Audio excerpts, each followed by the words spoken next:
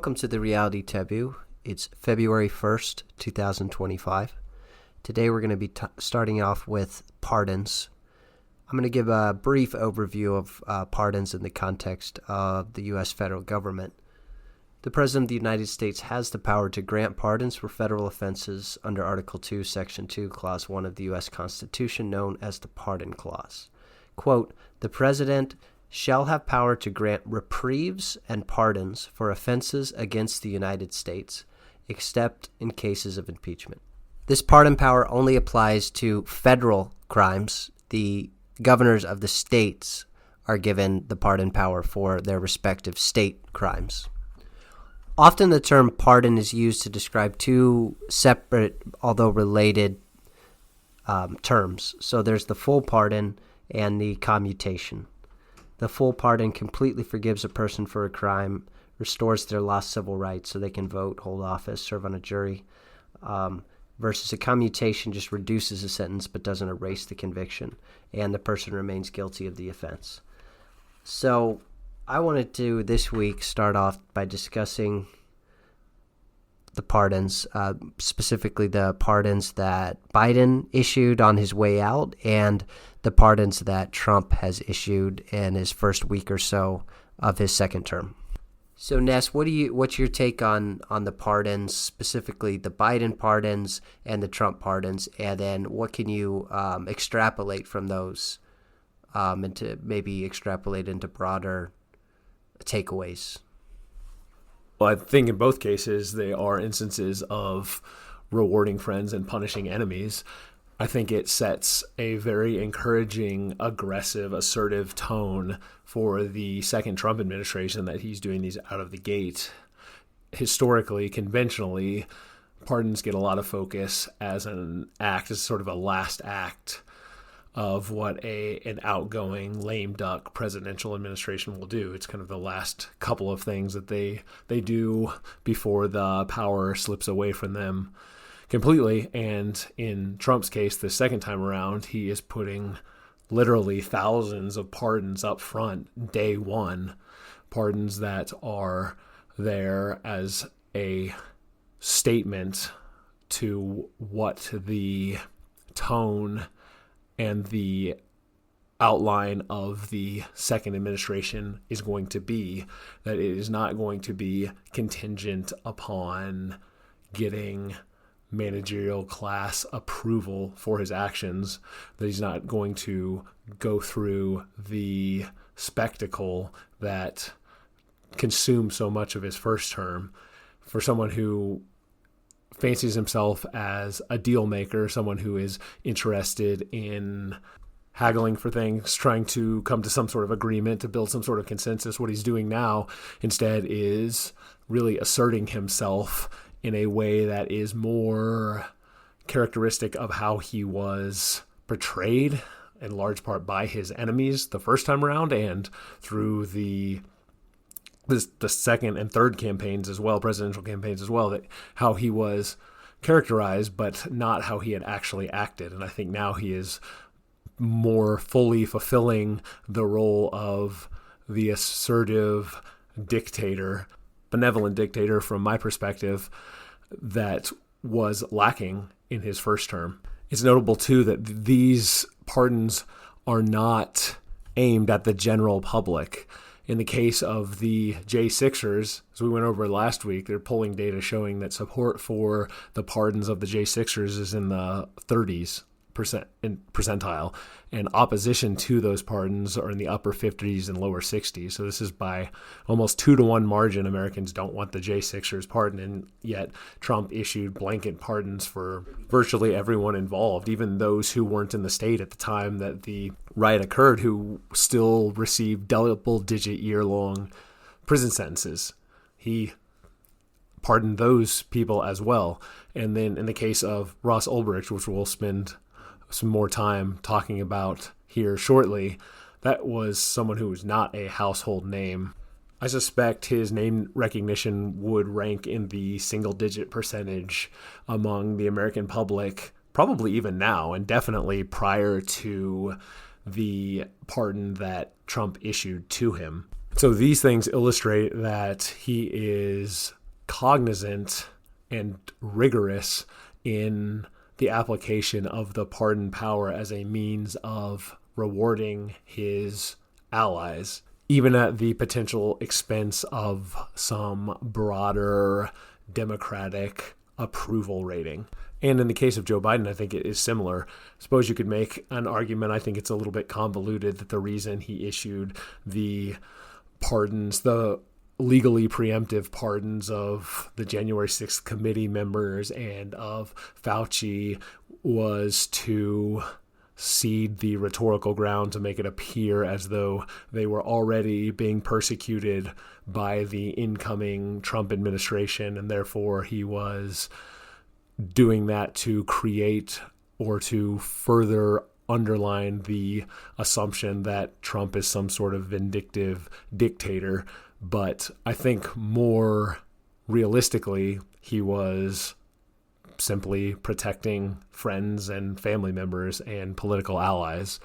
Those pardons, I looked for polling data on the individual pardons for the Hunter Biden pardon and for the Fauci pardon and for the Liz Cheney pardon and for the Ross Ulbricht pardon that Trump issued. I couldn't find any data on anything except for the January 6ers as a group, but I would imagine that the pardon of Hunter Biden in particular, I would be shocked if it was something that was publicly broadly supported. I would guess that the support for that would have been middling even among Democrats and would be overwhelmingly opposed by independents and Republicans. I'd guess that it would probably be about 20% favorable for the Hunter Biden pardon, and yet Joe Biden did it. And I think that as the American empire devolves further, that we're going to see more and more of this blatant friends and enemies dynamic to the exclusion of concerns about broader principles. I think these pardons were very much interest-based in both cases, in the case of Joe Biden's pardons at the end of his term and Trump's pardons at the beginning of his second term. You mentioned Ross Ulbricht, so I want to talk about him specifically. I'm going to reference a Wall Street Journal article published January 25th. How Silk Road founder Ross Ulbricht got a pardon from Trump. So Ross Ulbricht was the founder of the online marketplace called Silk Road. And that, Ness can correct me if I'm wrong, but it was essentially an online marketplace that facilitated the sale of all kinds of goods, legal and illegal. So you could arrange to buy illegal drugs like heroin, marijuana, cocaine. And Ulbricht was a libertarian, and so his philosophy was that individuals have freedom to choose what to ingest into their own bodies, and so the government has no business telling you or I what we can and cannot consume. And so after a 3-week jury trial in 2015, Ulbricht was convicted on 7 counts, including distributing narcotics and conspiring to launder money. The judge overseeing this case described Ulbricht as the first of his kind supplier for the digital age. Quote, "You are no better a person than any other drug dealer," she said. And so Ulbricht insisted he had set up the marketplace to give people freedom to make their own choices about what they buy. And there was hope at the end of Trump's first term in 2020 that he would issue a pardon to Ulbricht. But apparently the chaos of January 6th kind of destroyed any hope of that, and it didn't happen. But then it did happen within the first week of Trump's second term. And there was a concerted effort from Ulbricht's mother and other people connected to the Libertarian Party and the Libertarian movement as a whole in the U.S. Ulbricht became a cause célèbre for libertarians. They considered his case an example of the follies of the war on drugs and thought that the case was a grave injustice. And there are certainly aspects of the case, of the individual case, had the procedural, I would call the more procedural issues in terms of the investigators being corrupt and I think receiving bribes and Ulbricht getting railroaded in some ways. But I don't think anyone disputes that Ulbricht ran Silk Road, and he was fully aware that illegal items were being sold on the marketplace, and he did little, if anything, to stop the sale of those. Again, Ness can correct me if I'm missing any of this. He's more familiar with it than I am. All right, so what do you think, Ness?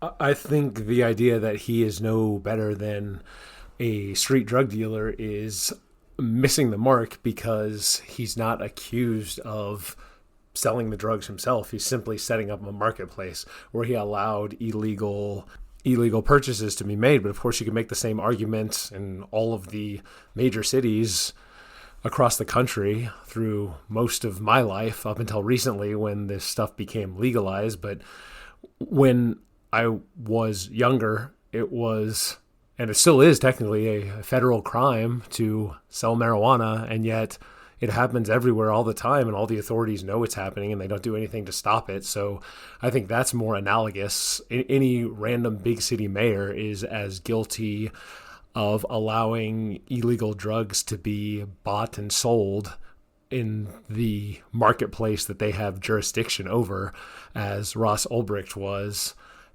with the difference being that in the case of Ulbricht's Silk Road, at least it was private and not something that was visible and viewable to the broader public.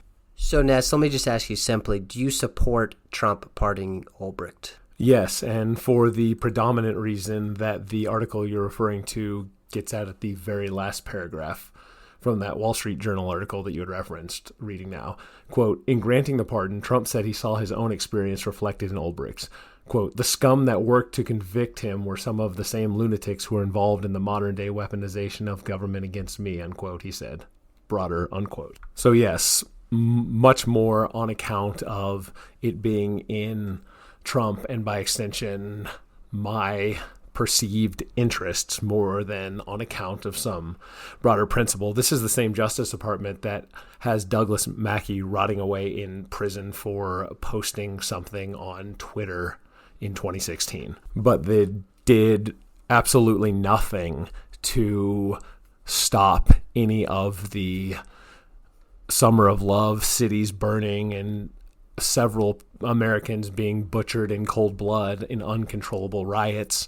There was absolutely no effort by the same Justice Department to rectify any of those wrongs, but they're throwing the book at this guy for facilitating a marketplace that all of their major cities facilitate out in the open anyway.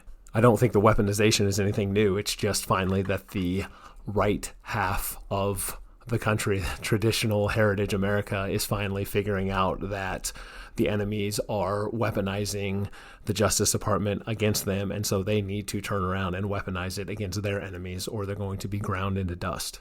One reason I found this interesting, Ness, is in some ways on the surface, it doesn't seem like Ulbricht would be somebody that you would think necessarily even deserves a pardon, perhaps even deserves to be in prison.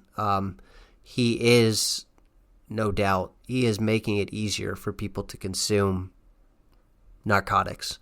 And I think it's in your ideal society, I believe that those things would be outlawed. And so, but again, you're not opposing, it doesn't sound like per se you're against locking someone up who ran something like Silk Road. You're just talking the specific circumstances surrounding the case. So not the case itself, just the other things surrounding in the broader context and the people who were conducting the prosecution and the other people that they did and did not go after. That's more your reason for supporting the pardon? Well, yeah, it's to even call it prosecutorial discretion is to drastically understate the magnitude of the problem here. We have pharmaceutical companies that distribute drugs on a much larger scale that kills orders of magnitudes more Americans than Silk Road transactions ever could. And the decades-long hundreds of billions of dollars that have been spent on the war on drugs, the intention was never to root out drug usage.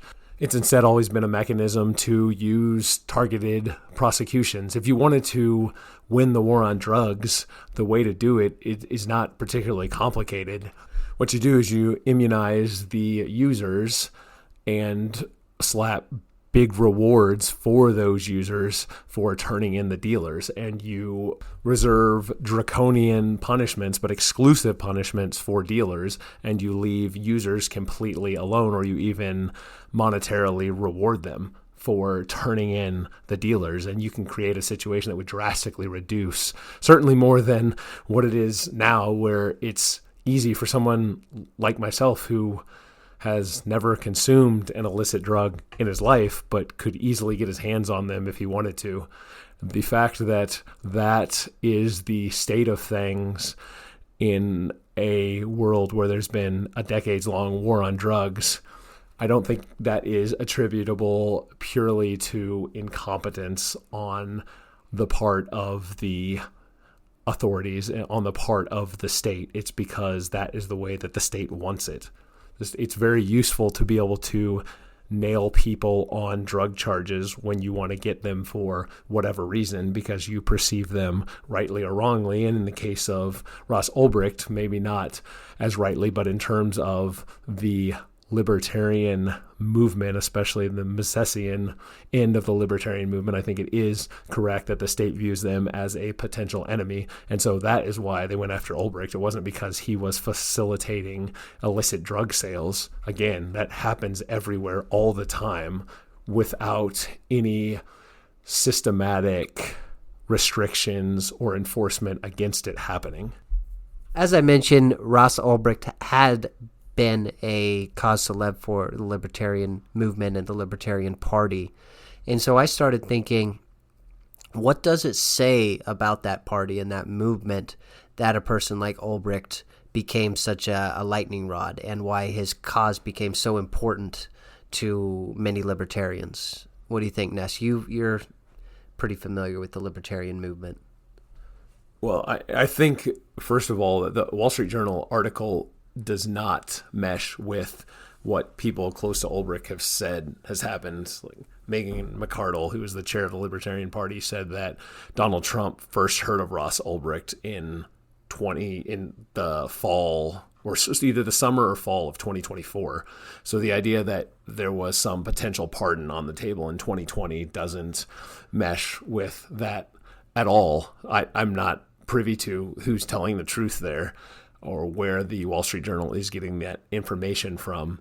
I misspoke. I said Megan McArdle. It's Angela McArdle is the former LP chair's name. But the Wall Street Journal article reads, quote, Trump had planned to commute the life sentence of the founder of the Silk Road online drug bazaar at the end of his first term, according to former U.S. officials and a political consultant who worked to secure Ulbricht's release, unquote. Like I said, that contradicts what Angela McArdle is saying now just this week, that when she met with Trump for the first time in 2024, it was the first time he had ever heard of Ross Ulbricht. So maybe he was planning on commuting in and just forgot it entirely. That seems a little bit suspect to me, that he would have forgotten entirely about this case and acted as though he had never heard of it at all until now, or until recently anyway. I think what it says is that the overlap between Satanism and libertarianism is alive and well and aptly illustrated here. All right, that might be a little bit overblown, but I would imagine that the likelihood of an avowed Satanist also being a libertarian is probably 10 or 100 times higher than it is for that Satanist to be some other political persuasion relative to the general population. I think it's because, at essence, what the libertarian movement is about is the complete removal of any inhibitions and any restrictions on any sort of personal behaviors that don't physically injure others. And that is effectively what Satanism is a worship of the self and the self's own desires. It is hedonism on steroids as the not just the highest value, but the only value. And so Silk Road and Ross Ulbricht are the perfect personification of that belief system.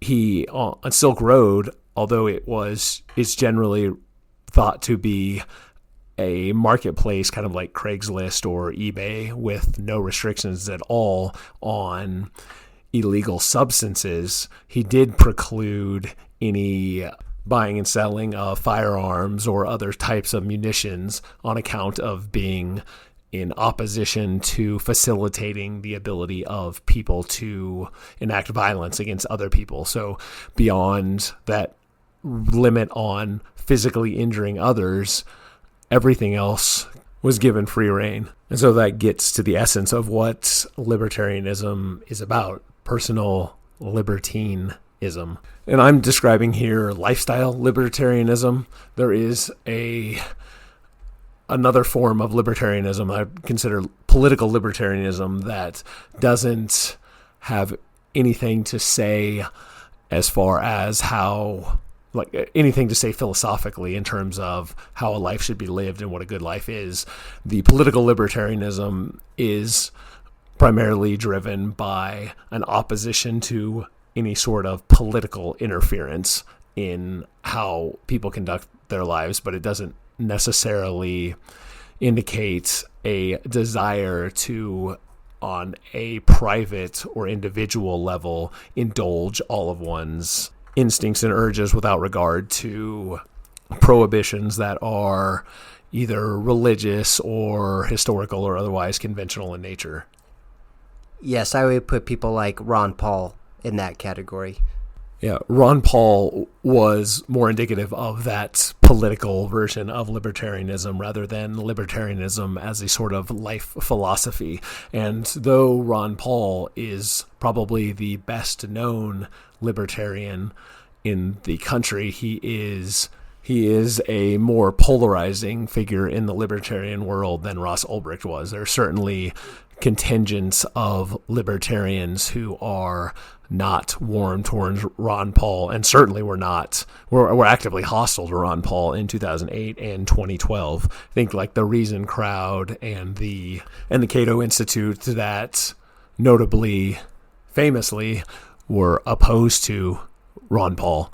They probably come around more now to some extent because the Ron Paul movement has, in a lot of people's minds, been fused with the idea of libertarianism more broadly, but the Misesian strain of the Big L Libertarian Party, that is the Ron Paul strain of the Big L Libertarian Party, that was the caucus that he supported, and their candidate lost in 2024.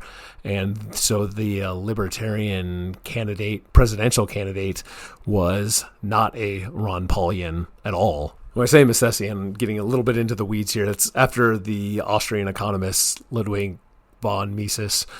There is the Mises Institute in Auburn, Alabama, that is generally regarded as the right-wing end of the libertarian movement in the United States, as opposed to the Washingtonian Cato Institute and Reason Magazine, more establishment, managerial class approved wing of the libertarian movement. And recently, the Misesian wing has been ascendant inside of the party. Over the last couple of years, they had taken most of the elective positions in the party, and the idea was that in 2024, having taken control of the party in 2022 and 2023, that in 2024 they would put forward a Ron Paulian style candidate to run as the presidential nominee, but that ended up being scuttled at the Libertarian Party convention, showing that Robert Conquest's second law is still alive and well. It had looked like potentially the Misesian takeover of the Libertarian Party would be a counterpoint to the idea that everything, once it falls into the world of bureaucracy and managerialism, always moves leftward, and conforms toward the broader zeitgeist and becomes just another node in the culturally dominant managerial class institutional structure. And it looked like the Mises caucus takeover the Libertarian Party would challenge that second law, but in the end, the managerial class won the institutional battle. But on the other hand, the Misesian wing of the Libertarian Party, although everyone, both the Misesian and the Pragmatic Caucus, which is what the other official wing of the Big L Libertarian Party, what they are referred to as, both the Pragmatic wing and the Misesian wing were united in their support for Ross Ulbricht, and it was the Misesian wing through their contact with Donald Trump that ended up ultimately getting him pardoned. And so while I have a lot more affinity for Ron Paul and the Misesian wing of the Libertarian Party than I do for Ross Ulbricht, I think you are correct in identifying Ross Ulbricht as the more quintessential libertarian avatar. And so what Ross Ulbricht represents does get more at the heart of what libertarianism is than what Ron Paul represents. And I understand the principle regarding drug use that libertarians hold, the principle being that people have individual autonomy and they should be the ones, no one else, they should be the ones deciding for themselves what substances to ingest into their body and which ones not to. The reality is, though, Silk Road is going to allow people to access things like fentanyl. It's going to make it easier for people to get their hands on things like fentanyl, and that can't be a good outcome. We have pharmaceutical companies that deliver fentanyl to people, to tens of millions of Americans every year, and a lot of other drugs that are not illicit because they are legally protected, but are not in any other way distinguishable from the types of drugs that are pushed on private marketplace or that are bought and sold on private marketplaces like Silk Road. Other than that, allegedly, the pharmaceutical products go through different regulations and testing, but I think there's been a lot of questions and incredulity about those processes that have finally manifested in a big way in the wake of the COVIDian nightmare. And so I suppose if we had a Justice Department that through the executives of all the big pharmaceutical companies of Pfizer and Merck and even companies like Johnson & Johnson behind bars, then if they were thrown in jail, then maybe I would have more sympathy towards letting Ross Ulbricht rot there. But I think that Big Pharma in the Western world is orders of magnitude more dangerous and destructive than anything Silk Road could have ever dreamed of being. And in the case of Big Pharma, it has the imprimatur of the state and the zeitgeist and the broader culture behind it, or at least, again, it did until, say, 2022, where the entire society was structured such that everything that the pharmaceutical companies did was regarded as salubrious and beneficial, while something like Silk Road, because it has the cultural guardrails around it as being something that's nefarious and dangerous and operating in the shadows, the footprint that it could have on society is much, much smaller. And so I think that's another way of saying that whatever the negative consequences of a Silk Road are, the negative consequences of a Pfizer that is allowed to exist as it does in 2025 are 1,000 times worse. So it's not a difference in kind, it's a difference in degree. No, I think it's a difference in kind as well, because in the case of Silk Road, it is private and it is something that the purchaser has to open up his own wallet to buy and sell on Silk Road. But in the case of Big Pharma, it is, because it's so embedded in the broader social structure, it is subsidized to a massive degree. So it's not just that one is considered illegal and the other is considered legal. It's also that one is not subsidized and the other is massively subsidized, not just financially subsidized, but also culturally subsidized. So Ness, more broadly, why is it a good thing for Trump to punish his enemies? Is there a cost to that? Why should this be encouraged? Are Trump's enemies your enemies? What is the end goal? What are you rooting for? Do you want? Are you still an accelerationist, where you want the whole system to collapse? If so, how does Trump going after his enemies, which may or may not be your enemies, how does that benefit you? The Attorney General of New York, Letitia James, brought VDARE to its knees and caused that organization to turn over years and years of correspondence with people who wrote for the site, among other things. And so in that way, or in that regard, if Trump were to destroy her political career and throw her behind bars, that would be something that could potentially benefit in a very personal way. But more broadly, when you say accelerationist, I think it's important to define what we mean by that term. I am an accelerationist when it comes to political dissolution. I want political power to devolve from the national level down to as local a level as possible. And if it is perceived to be a situation where the ring is just tossed back and forth contingent upon the outcome of a putatively democratic election that really is just 51% trying to beat 49% to get back from losing 49% to 51% the election before, and taking advantage of those 4 years to punish their enemies and reward their friends at a national level against the interests and desires of the 49%, when the 51% is in the ascendancy, and then when it moves back, the opposite having taking place, to have exhaustion and a sense of mutual destruction being the longer term consequence of that sort of dynamic. I want there to be exhaustion from that, so that political dissolution and the devolution of political power to the localist level possible to be something that becomes increasingly perceived to be preferable.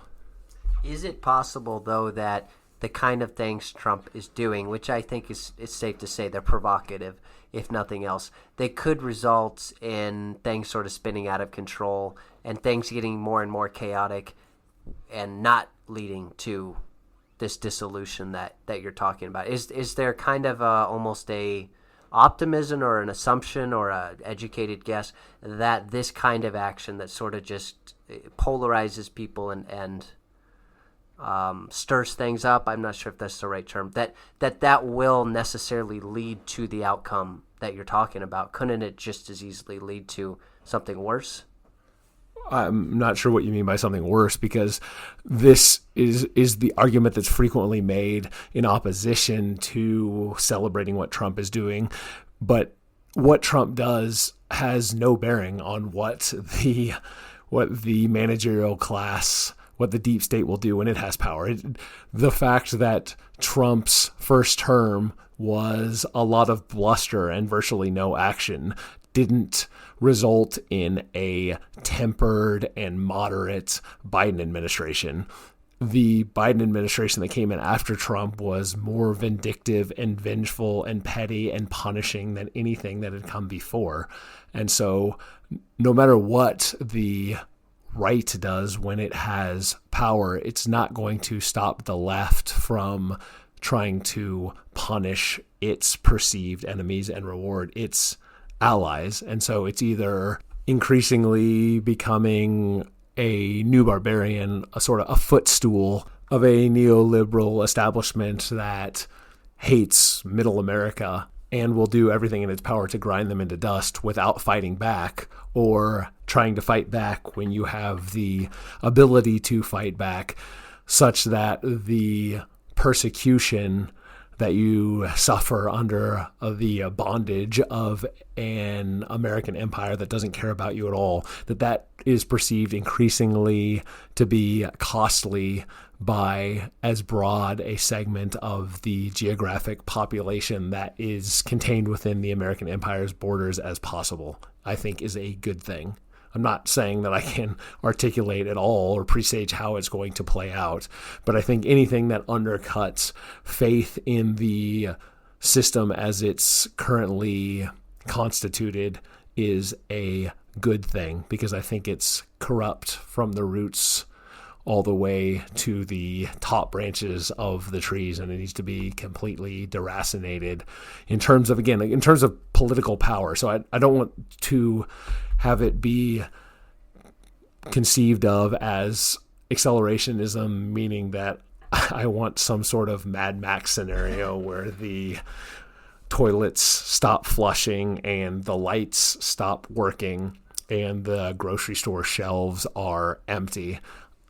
This is strictly with regards to where political power is seated and how it is wielded. That is the accelerationism that I am supportive of. When you allude, Jeff, to a worse outcome, what is it that you have in mind?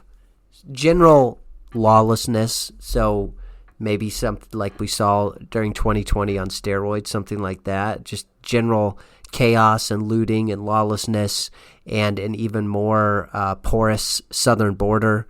Just I can imagine the federal government, collapsing, and the Border Patrol, ICE, just completely collapsing. And again, I'm not saying they're doing as good a job as they should, but I think if they weren't there, things would be even worse. And I just don't know that if a vacuum were to be created, whether the states would be adequate enough to step in and fill the necessary things that the federal government does now. And so specifically on immigration, I could just see the borders being completely overrun. Again, even making what happened during Biden look like child's play.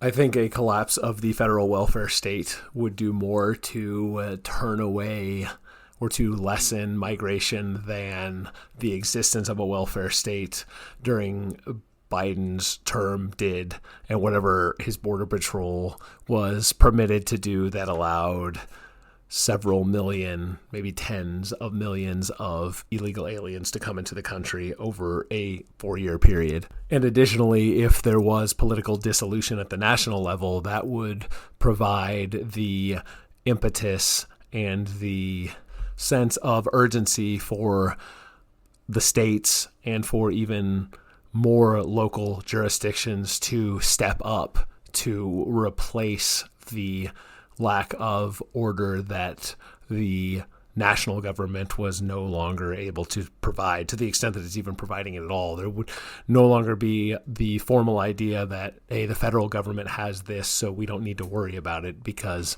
that's what we have now, but the federal government doesn't do anything that doesn't harm the middle American states, so far as I can see it. And yet, through a sense of potential dread about what the consequences might be, and also through a sense of needing to maintain duty and be deferential to the rightful authorities, I think a lot of the middle American opposition to the managerial state, to what we saw in play during the Biden administration, I think that exists because the federal government is still perceived to be legitimate.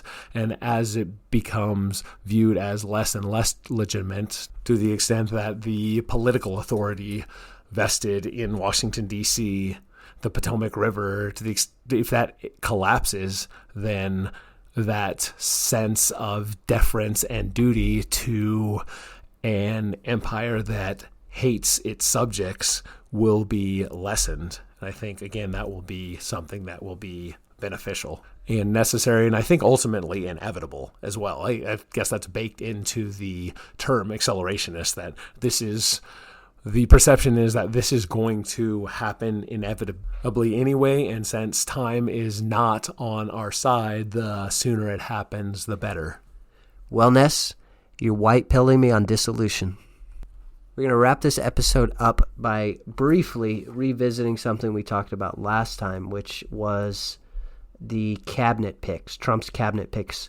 Ness predicted that all of them would ultimately receive Senate confirmation. So far, they have indeed. The closest one was Pete Hegseth for Defense Secretary. He squeaked by with a 50-50 tie with J.D. Vance, the Vice President, President of the Senate, breaking the tie. The two that appear to have perhaps the most difficult time getting through are RFK and Tulsi Gabbard. So RFK for HHS Secretary and Tulsi for Director of National Intelligence. And the level of that could be a whole episode in and of itself. But I've seen a lot of good analysis already on the farce of those confirmation hearings. But they were a disgrace. Particularly the ones against RFK, just completely the Democratic senators were just completely making bad faith arguments and grandstanding and everything we've come to expect from these events. But I have to say, even I was surprised at the extreme nature of the attacks against RFK. So RFK and Tulsi, I don't know. What do you still think they're going to make it through, Ness? Well, you say farcical, and I think that is an apt description that plays in, that makes this a good segue from your alleged white pilling as far as political dissolution goes, because it is a farce. The whole political process, the whole political system, the nature of the two-party system, and the reality of the uniparty, deep state, managerial class, neoliberal order, whatever you want to use, the American empire, globo homo, whatever you want to use to describe it, how that is what exists, and that is what the managerial class and all the trappings of democracy exist for. Because we have here these Democratic senators coming down hard on Democrats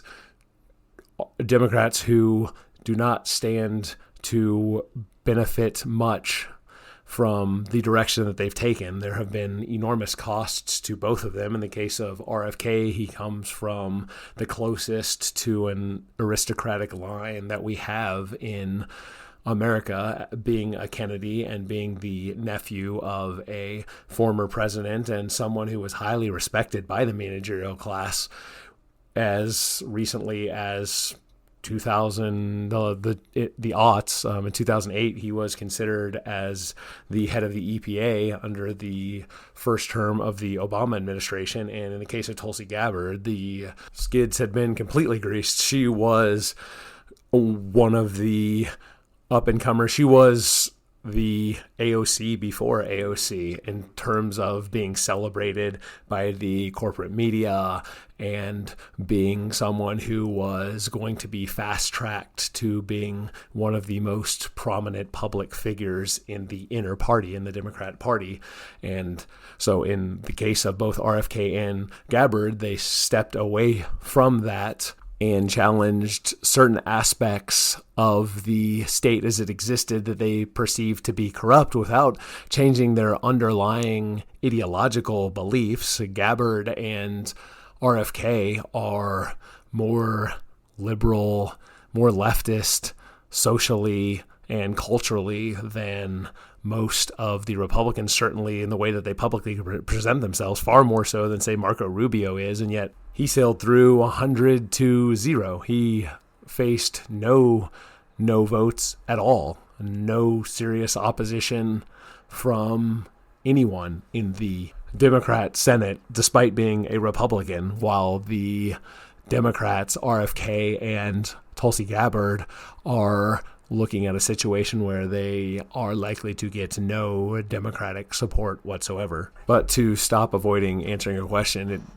my predictions do seem a little shakier since Hegseth. Although when you describe it as squeaking through, that's what it appears in public. Who knows how close a call it actually was? There is a lot of optic sculpting that goes into these votes.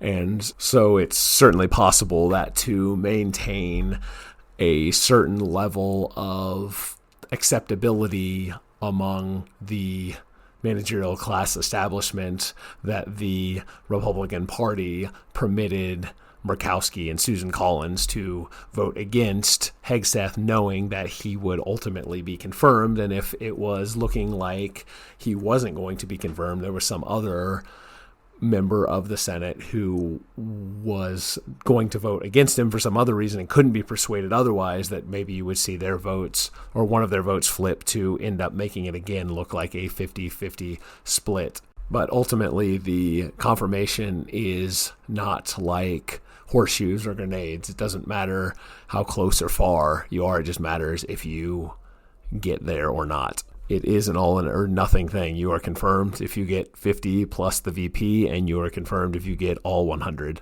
And so I do still think that it is more likely than not that both RFK and Gabbard will be confirmed and then immediately and perpetually undercut. We're going to wrap it up there. Thanks for listening to The Reality Taboo, where no topic is off limits. Talk with you next time. One bookend before we sign off completely. We didn't get into it too deeply, the details of the Ulbricht case, but the allegation that was made, that was floated publicly, but that was never actually charged against Ulbricht in court, was that he or someone who operated an account that he had access to allegedly considered setting up a hit or a series of assassinations against people to try to keep the Silk Road operation from spiraling out of control legally. But nobody's accusing him of actually having anyone killed. And so if he was just talking about it, planning it, maybe even setting it up, well, that's the most bogus charge of all. I mean, what even is that? Convicted of a crime I didn't even commit. Attempted murder. Now, honestly, what is that? Do they give a Nobel Prize for attempted chemistry, do they?